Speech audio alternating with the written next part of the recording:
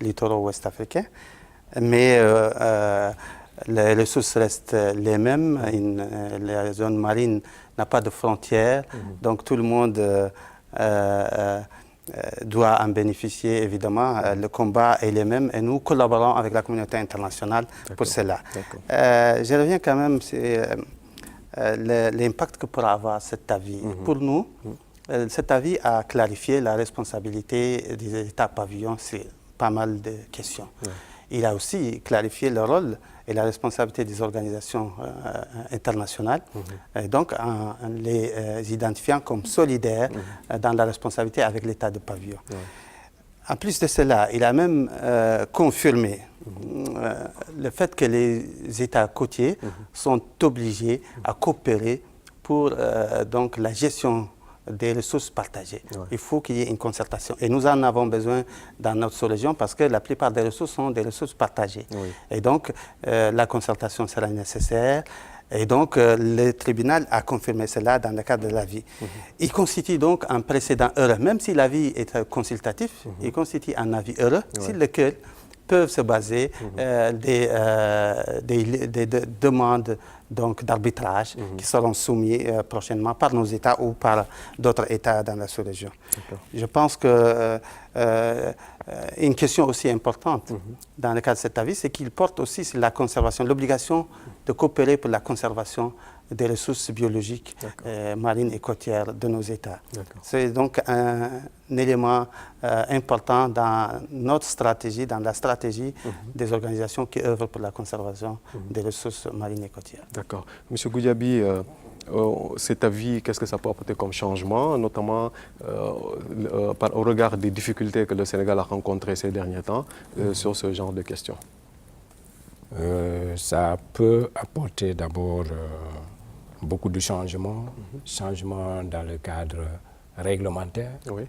Ça nous permet aujourd'hui de revoir nos textes par rapport non seulement à cette Convention des Nations Unies sur le droit de la mer, mais par rapport à un texte de la CCRP, la CMA, qui aujourd'hui sont des outils juridiques nécessaires pour pouvoir faire face à cette pêche INN. Ça, c'est au niveau juridique. Au niveau coopération sous-régionale, ça permet aujourd'hui de raffermir les liens entre les États.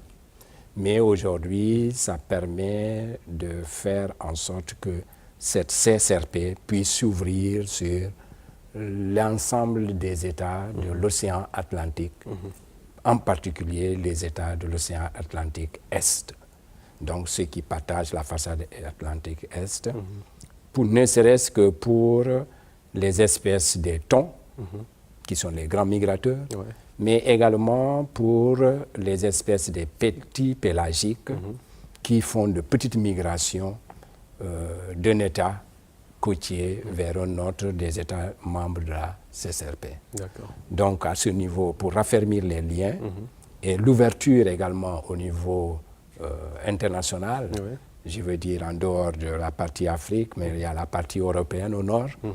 Donc je me dis que cela, c'est vraiment important pour que le Sénégal aujourd'hui puisse également se mouvoir dans cette direction, de manière à ce qu'ils comprennent aujourd'hui que la gestion seulement de ces ressources ne lui incombe pas en tant qu'État, mais ça nécessite l'implication et l'interaction, les synergies d'action des États membres de la CSRP. Justement, les partenaires dans ce dossier qui font souvent l'objet d'accords, est-ce qu'ils sont au même niveau d'information? Je veux dire, est-ce que cet avis a été partagé à un niveau beaucoup plus élargi?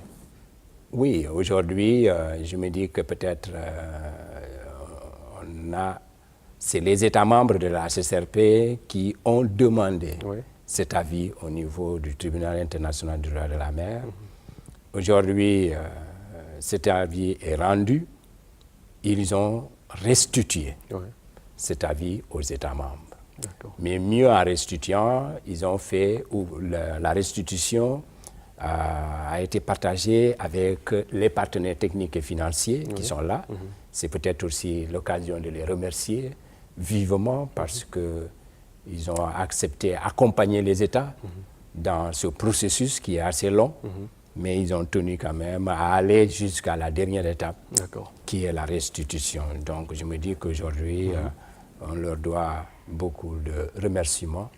Et je me dis qu'aujourd'hui, on est encore disposé à encore collaborer davantage, parce qu'en dehors d'eux qui sont là et qui ont intervenu techniquement et financièrement pour le dossier, il y a d'autres partenaires qui ne sont peut-être pas là et qui souhaiteraient aujourd'hui que les liens au niveau des États puissent se souder davantage, puissent se renforcer davantage, de manière qu'eux-mêmes, ils puissent également intervenir dans le soutien des États individuellement, mais dans le soutien de la CCRP, de manière à lutter efficacement contre ces fléaux, qui n'est pas sous-régional, qui n'est pas national, mais qui est international. Justement, c'est un fléau national, international, comme vous l'avez dit. Commandant Ba, aujourd'hui, comment allez-vous exploiter cet avis? Comment vous allez vraiment le mettre à profit? Voilà, donc au niveau de la commission sous-régionale des pêches, aujourd'hui, ce que vous avez vu ces derniers jours, ce n'est que le début d'un processus. Parce qu'il était évident qu'il fallait d'abord vulgariser le rendu. C'est ce que nous avons essayé de faire les 3 jours passés, avec d'éminents experts mis à notre disposition, mais également les experts qui ont eu à préparer l'ensemble de la documentation relative, en tout cas, à cet avis. Alors, nous allons un peu opérationnaliser cet avis sur 3 niveaux.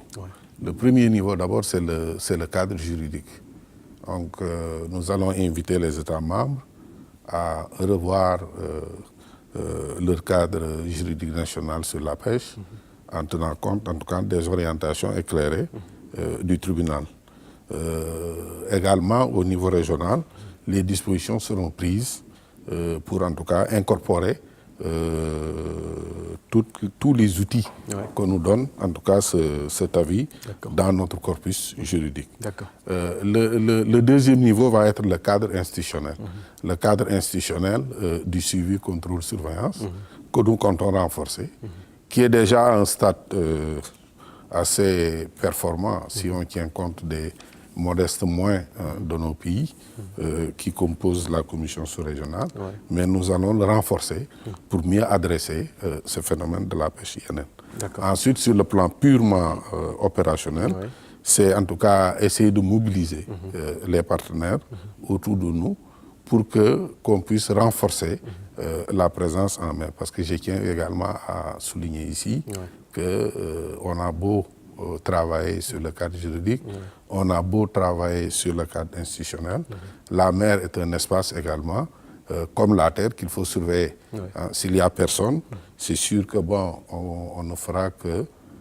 ce serait en tout cas cette absence des États dans leur espace de juridiction et de souveraineté ne constitue qu'un facteur multiplicateur de la lutte contre la pêche INN. Donc nous allons essayer de mobiliser les partenaires pour pouvoir avoir les outils techniques, électroniques, mais également les moyens financiers pour pouvoir occuper cet espace-là et essayer de mettre, en tout cas, hors de danger, en tout cas essayer de renvoyer de nos eaux ces malfaiteurs. On reviendra sur ça. Monsieur Goudiaby, je disais tout à l'heure, au niveau des États, comment cette question va être exploitée, comment vous allez vraiment le mettre à profit? Au niveau des États, l'utilisation en fait de cet avis peut se situer aussi au niveau technique. Je dirais que peut-être aujourd'hui, vous allez voir que peut-être les États jusque-là les exploitent les ressources halieutiques sans pour autant aller vers des stratégies de plan d'aménagement des pêcheries. D'accord. Le temps qui nous est imparti est quasiment fini, mais je ne vais pas en tout cas terminer avant de laisser la parole à M. Senouri sur l'exploitation en tout cas de ces... Très rapidement, oui, voilà, en quelques mots. Il faudra, comme vous le dites, opérationnaliser cet avis. Évidemment, essayer de rendre les dispositions de l'avis consultatif maintenant, les rendre plus contraignantes à travers des avis plus contraignants qui seront certainement soumis par la CSRP ou par d'autres organisations régionales. Madame Jessica, s'il vous plaît, donc vous aussi, votre avis par rapport à ça, qu'est-ce qu'on peut faire comme, de cet avis consultatif en termes... Je crois que le principe, c'est de coopérer. Coopérer entre États côtiers, mais aussi coopérer entre États côtiers et États pavillons. D'accord. Pour trouver des solutions et pas entrer seulement en conflit. Mais vraiment trouver un moyen de collaborer, coopérer pour trouver de bonnes solutions. Donc ça, c'est un point de départ. Il y a des ressorts, s'il y a des problèmes là-dedans, d'aller plus loin. Mesdames et messieurs, merci de votre fidélité à la RTS. On se donne rendez-vous pour un autre numéro spécial.